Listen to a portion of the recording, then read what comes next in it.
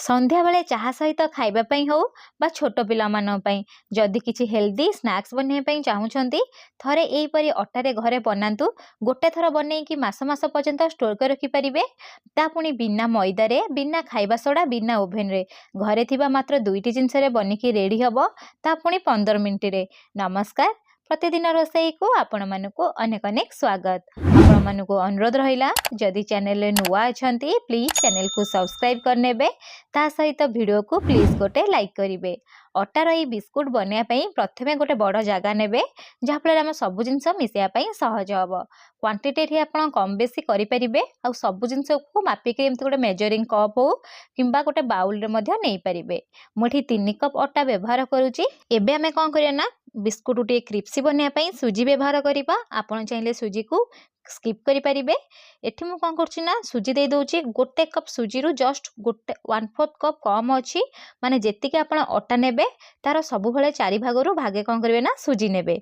एबे आमे कौन करे ना टिके भल बास्ना आसिया पई एठी देई दबा गुजराती गुंड। ता सहित अल्प टिके लुण देई देबे। जेहेतु आमे बिस्कुट को मीठा रे बनाउजे बैलेंस ही रहिया पई टेस्ट से टिके जस्ट लुण देबे। लुण देई साला परे आकु टिके जस्ट मिसेई नेबे। एबे आमे कौन करिया ना बिस्कुट रो स्वाद 2 गुणा करिया पई आधा कप खंडे देई दबा एठी नडिया रो गुंड। मोटे नडिया गुंड नेई छी। आपण चले नडिया गुंड स्किप करि परिबे। आ जगह आपण कौन करिवे ना धळा राशि मध्ये नेई परिबे। एबे आमे कौन करे ना सब जिंस को मिसेई नबा। मिसेई साला परे आमे जो बिस्कुटा पूरा खास्ता बनैया पई एठी आमे कौन करे ना पाग करिबा। सेथि पई 3 रु 4 चम्मच कौन करे ना तेल देई देबे। मु एठी तेल दउची। आपण चाहिले गुआ घियो को तरळै की मध्ये एठी देई परिबे।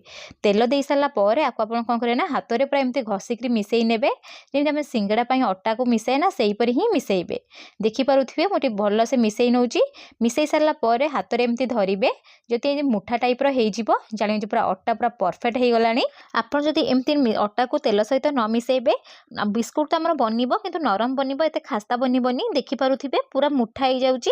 एबे आमे कोन करे ना को अधिक मिसेइबानी गोटे साइड रे रखि नबा। जेहेतु आमे बिस्कुट तो टिके मीठा बनेइबा सेथि पई कोन करछि ना गोटे जागा रे कोन करिवे ना गोटे कप देई देबे चीनी। आपण चीनी रो परिमाण आपण को टेस्ट हिसाब रे कम बेसी करि परिबे। चीनी रे बे कोन करे ना आधा कप पानी देई दबा। पानी देई सारला परे आको आपण कोन करे ना जस्ट टिके मिसेई नेबे। जेने चीनी हमर गोटा गोटा रहिबो जेमिति पानी सहित भल्लो से मिसिबोनी।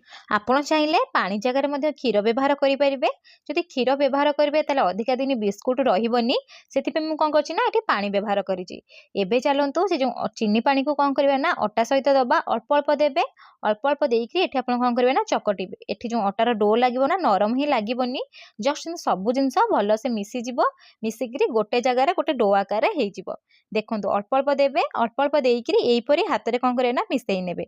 एठी मु अल्प देइतिली पानी मिसेई सारला परे एठी मते कोन हला ना आ अधिका टिके दरकार हैला। सेति पे मु कोन करबी ना सब चीनी आ पानी को एबे देई देबी। देखंतु एठी देई दोछि आ चीनी दिरो देखि पारुथिबे। चीनी रो टेक्सचर देखंतु पूरा गोटा गोटा ही थिबो जाफरे बिस्कुट ऊपर लागि की रहिबो खाया पई टेस्ट आसीबो।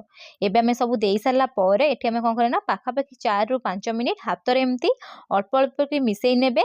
मिसेई करी गोटे डो आकार रे बनेई नेबे। और एठी जो डोटा बनियो ना पूरा नरम बनिबोनी ना बेसी पानिया बनिबोनी। एमती टिके सुखला टाइप रे रहिबो आपण माने देखि पारुथिबे। एबे चलंतु हमें कोन करे ना आकु टिके बेलिबा। बेलिकरी बिस्कुट रो शेप दबा। सेथि पे मु कोन करछि ना गोटे बेलना पेड़ी नेइची। बेलना पेड़ी ऊपर कोन करे ना अल्प अल्प डो को एमती रखि नेबे। एबे कोन करे ना आकु टिके बेली नबा। बेलना काटी साहाଯ୍य रे मु एठी कोन करछि ना टिके बेली नउची। एठी जो हमर जो गोलटा बनिबो ना बेसी पतला बनिबोनी ना बेसी मोटा बनिबोनी। मोटा बनेले तो चलिबो किंतु बेसी पतला बनेले कोन हबो ना हमर बिस्कुट रो शेप देई हबोनी। एबे देखंतु मु एठी कोन करछि ना मीडियम शेप रो रखुची। एति की ही रखिबे।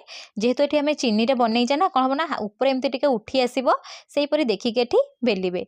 जदि आपन टिके ओदाळे लागुची आपन टिके जस्ट अटा मध्ये डस्ट करि परिबे। एबे मु कोन करछि ना शेप देई दोउची। सेति पे गोटे छोट गिन्ना रे एई परी काटी नउची।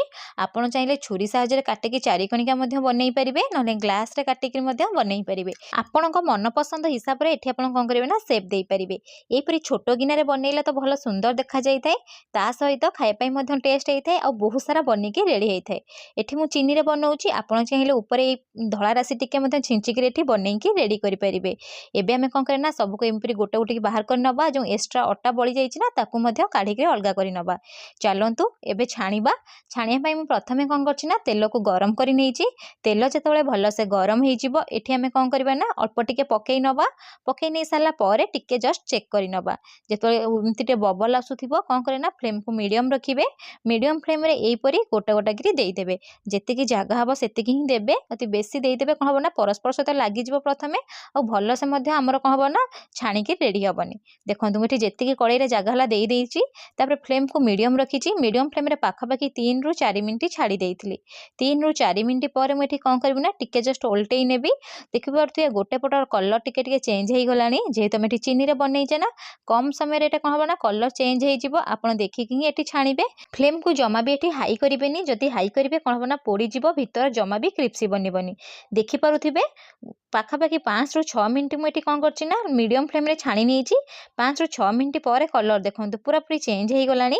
एबे हमें कोन करना टे उल्टेई नबा आ को बेसी छाणीबानी।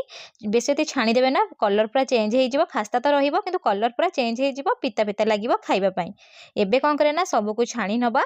छाणी के कोन करिवे ना जो गोटे बड़ छणा रे रखी देबे जहा पर जो एक्स्ट्रा तेल अछि तेल सब बाहरी जिवो। एई परी मु कोन करबि ना सब को बनेई नेबी। बनेई नै सारला परे पाखापाखि 5 रु 10 मिनिट ठंडा पई छाड़ी देबे। प्रथमे तो पूरा नरम थिबो जेतले ठंडा हेइ जिवो पूरा खास्ता बनी जिवो। मु आपन को गोटे देखौछि देखि पारुथिबे केते खास्ता बनीछि। आपण थरे घरे को निश्चय बनांतु। मास मास पर्यंत स्टोर कर रखि खाइ परिए। बहुत हेल्दी। केमिति बनिला मो सहित कमेंट सेक्शन रे शेयर करंतु। वीडियो टी पसंद आसीछि प्लीज गोटे लाइक करिवे। पुणी देखा हबो नेक्स्ट वीडियो रे। रहिली धन्यवाद।